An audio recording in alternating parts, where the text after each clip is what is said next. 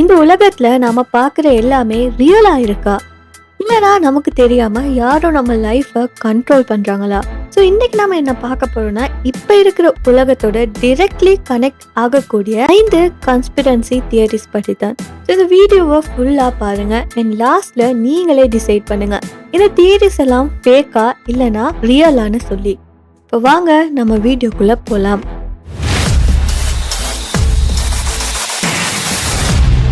முதலாவது conspiracy theory பார்த்தீங்கன்னா, Covid நோய் உலகம் முழுக்க பரவ ஆரம்பிச்ச நேரத்துல அதே காலத்துல 5G டவர்ஸ் பார்த்தீங்கன்னா பல நாடுகள்ல ரொம்ப வேகமா அமைக்க ஆரம்பிச்சாங்க.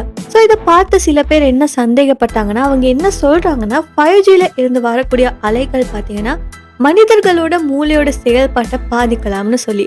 அதாவது மனிதர்களுக்கு பயம் அதிகரிக்க, ஸ்ட்ரெஸ் வர, குழப்பம் ஏற்பட அந்த அலைகளும் காரணமா இருக்கலாம்னு சொல்லி நம்புறாங்க. கோவிட் காலத்திலேயே நிறைய பேருக்கு பயம், பதட்டம், மனசோர்வு இதெல்லாம் ரொம்பவுமே அதிகமாக இருந்துச்சு. அதனாலே சிலர் கேள்வி கேட்குறாங்க, என்னன்னா இந்த நிலையெல்லாம் ஜஸ்ட் இந்த கோவிட் நோயால் மட்டும்தான் வந்துச்சா, அப்படியும் இல்லைன்னா 5G மாதிரியான தொழில்நுட்பமும் காரணமாக இருக்குதான்னு சொல்லி. என் அறிவியல் வல்லுநர்கள் என்ன சொல்கிறாங்கன்னா, 5G டவர்ஸ் மனிதனோட உடலுக்கு ஆபத்து கிடையாதுன்னு சொல்லி, அதுக்கும் கோவிட் நோய்க்கும் எந்த தொடர்புமே இல்லைன்னு சொல்லி தெளிவாக மறுக்கிறாங்க.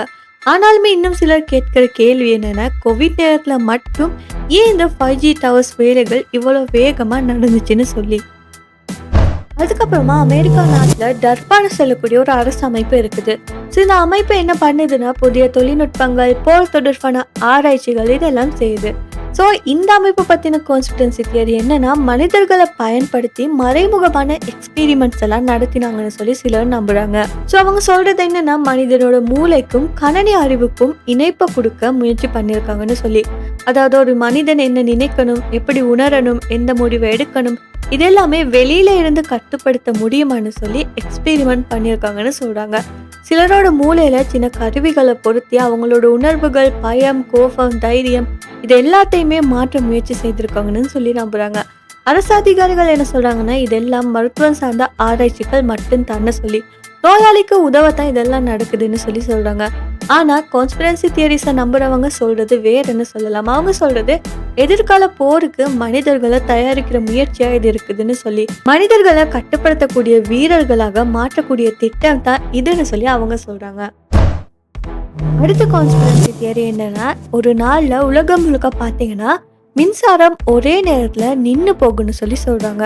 ஸோ அந்த டைம்ல நம்ம கையில் இருக்கிற செல்ஃபோன் வேலை செய்யாது, நம்ம நெட் வேலை செய்யாது, ஏடிஎம் இயந்திரங்கள் எல்லாம் நின்று போயிடும். அது மட்டும் இல்லாமல் ஹாஸ்பிட்டல்ஸ்ல உள்ள இயந்திரங்களும் வேலை செய்யாதுன்னு சொல்லப்படுது. இதுக்கு காரணம் என்னன்னா, ஒரு வகையான சக்தி அலை தாக்குதல்னு சொல்றாங்க.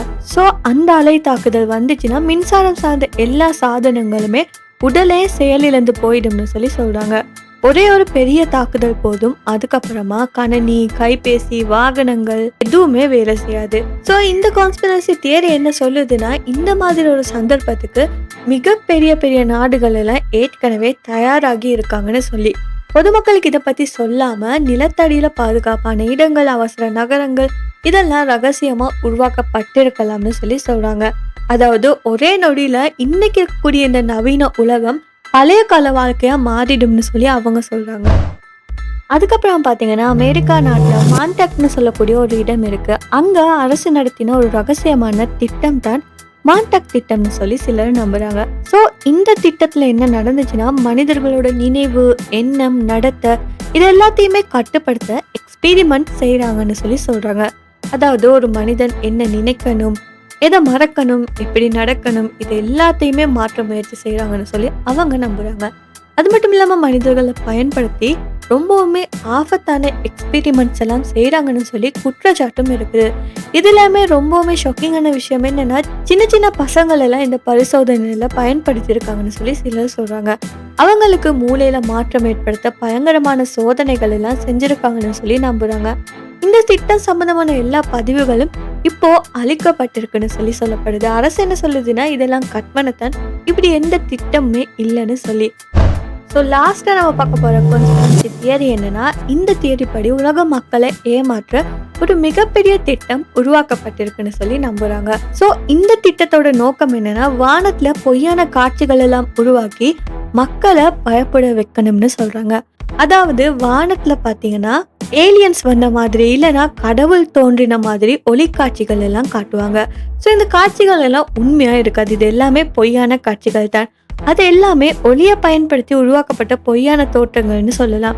இது மட்டும் இல்லாம சிலர் சொல்றாங்க என்னன்னா, மனிதர்களோட மனசுக்குள்ள சத்தம் கேட்கிற மாதிரியெல்லாம் தொழில்நுட்பம் பயன்படுத்தப்படும்னு சொல்லி. ஏன்னா அந்த சத்தங்கள் மூலம் பயம், குழப்பம், அது மட்டும் இல்லாம கட்டளைகளை ஏற்கக்கூடிய மனநிலையை உருவாக்கலாம்னு சொல்லி. ஸோ இதுக்கு பின்னாடி இருக்கக்கூடிய நோக்கம் என்னன்னா, உலகத்தை முழுக்க முழுக்க ஒரே ஒரு ஆளோட கட்டுப்பாட்டு கீழே கொண்டு வர்றது தான். ஸோ மக்கள் பயந்த நேரத்தில் பார்த்தீங்கன்னா, அவங்கள கட்டுப்படுத்துறது ரொம்பவுமே ஈஸியாக இருக்கும்னு சொல்லி இந்த தியரி சொல்லுது. ஸோ அரசுகளும் விண்வெளி ஆய்வு மையங்களும் இதெல்லாம் உண்மை இல்லை, இதெல்லாம் கற்பனைன்னு சொல்லி மறுக்கிறாங்க. ஆனால் மக்கள் கேட்கிற கேள்வி என்னன்னா, இன்னைக்கு இருக்கிற தொழில்நுட்பத்தை வச்சு இப்படி ஒரு காட்சியை உருவாக்க முடியுமான்னு கேட்டால் அதுக்கான பதில் பார்த்தீங்கன்னா முடியும்னு சொல்லி பல பேர் நம்புகிறாங்க. ஸோ ஓவராலாக இதெல்லாம் பார்க்குறப்ப ஜஸ்ட் ஒரு கான்ஸ்பிரன்சி தியரிஸ் தான்னு சொல்லி நமக்கு ஸ்கிப் பண்ணிட்டு போயிடலாம். பட் இது எல்லாமே கரண்ட் வேர்ல்டோட ரொம்பவுமே கனெக்ட் ஆகுதுன்னு ஒரு பக்கத்தில் யோசிக்கிறப்ப தோணும். ஸோ இதெல்லாம் ஃபேக்கா இல்லைன்னா உண்மையா, நீங்கள் என்ன நினைக்கிறீங்கன்னு சொல்லி கமெண்ட்டில் சொல்லுங்கள். அண்ட் எந்த தியரி ரொம்பவுமே பயமுறுத்தக்கூடியதாக இருந்துச்சுன்னு சொல்லி கமெண்ட்டில் சொல்லுங்கள். அது மட்டும் இல்லாமல் இந்த வீடியோ பிடிச்சிருந்தா மறக்காம இந்த வீடியோ லைக் பண்ணி ஷேர் பண்ணி மறக்காமல் நம்ம யூடியூப் சேனலை சப்ஸ்கிரைப் பண்ணி பக்கத்தில் இருக்க பெல் ஐக்கானையும் கிளிக் பண்ணிக்கோங்க.